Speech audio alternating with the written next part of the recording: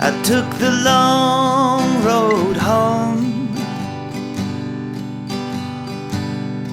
past the trees and the jackrabbits in the weeds. I took the long road home,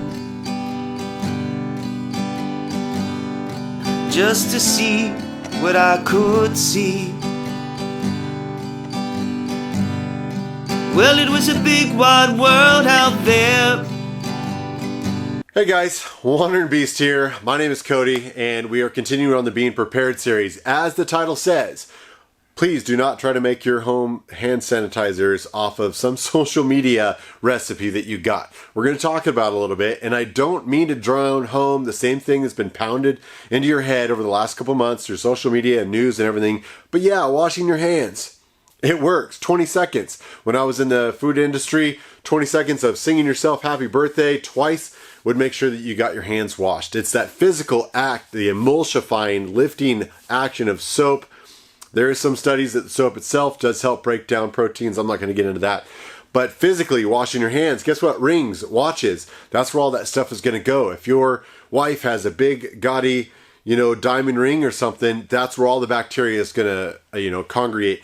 My fiance's in nursing school, and I still remember back when they were in the first term and they did the little test. They had everyone wash their hands, and then they scanned them. I'm going to put up a link to a guy who did a really good video about a transferable powder that showed up under UV light, and he did that same thing where only the teacher, only a couple kids got it, and then they scanned the classroom. Even though he was editing the video and trying to be cognizant of not touching his face, he did it multiple times. He scanned himself. It's a great video to go watch and show your family. I know we're deep into this corona pandemic. Everyone's staying at home. So I'm not going to drive that home too much. What I am worried about is the influx of social media recipes for hand sanitizer that I've seen online. The link I'm going to put down in the bio is from the World Health Organization. And even them and CDC do not recommend you make your home version of sanitizer. You don't necessarily need it. Soap and water at home is great. If you need to go get groceries, then yeah, use a little bit of the hand sanitizer. I'm not sure why people were buying gallons of it off the shelf and stocking up hand sanitizer when you're only going to need it when you can't get to a public restroom or somewhere to wash your hands properly, right? That's it. I've been doing some volunteering, some delivery work around town, so yeah, I've been using hand sanitizer. I'm not going to lie.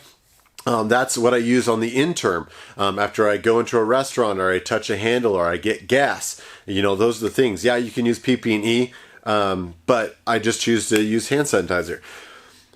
What I'm going to talk about a little bit is the negligence of these home recipes that aren't researched. Anytime I see anything online, first thing I do is I go research it. Is that even viable? If you can look at your hand sanitizer, you're going to see the alcohol base is about 60.5%.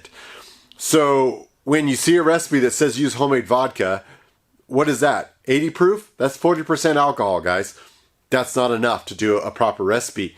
I'm going to put in some quick shots here, but isopropyl alcohol is what's recommended, the 90 proof, not the 70 proof. A lot of recipes are going to say, whatever you got, 70 or 90, doesn't really matter. Well, yeah, it does. If you want to get that same concentration done and do it right, that's important. Science, guys, go back to 5th grade chemistry.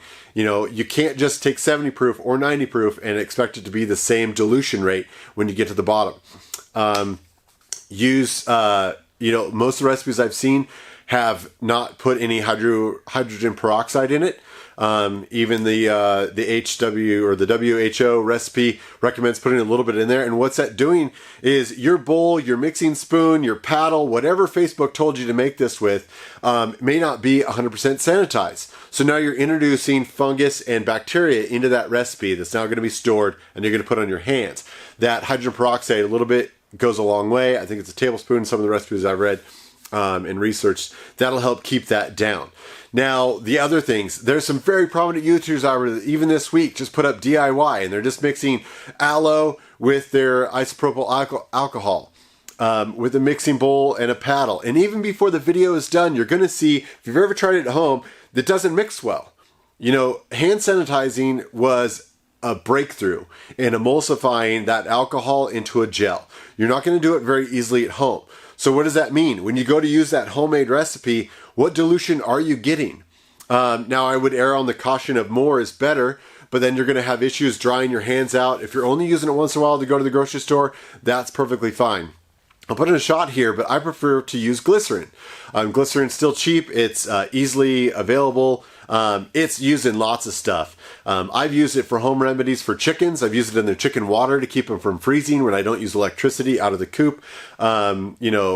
Livestock, biofuel.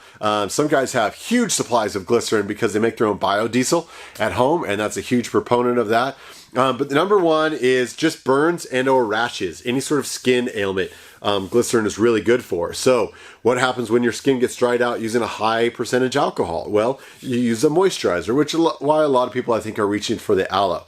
I think the glycerin works a whole lot better. I'm not going to try to come up with my own recipe so that you can work it out at home. I'm not that guy. Do your research. Go check out the WHO. Now, the HWO recipe is for a large amount. It's for disaster preparedness, right? Large amounts of people that need to go out there and get lots of people sanitized in a short amount of time. Same reason the World Health Organization and Red Cross and stuff use pool shock to disinfect large amounts of water. Now, I don't recommend people doing that. I've got some stored up here. Do your homework, do your research, guys. Please be safe. And I'll see you down the road.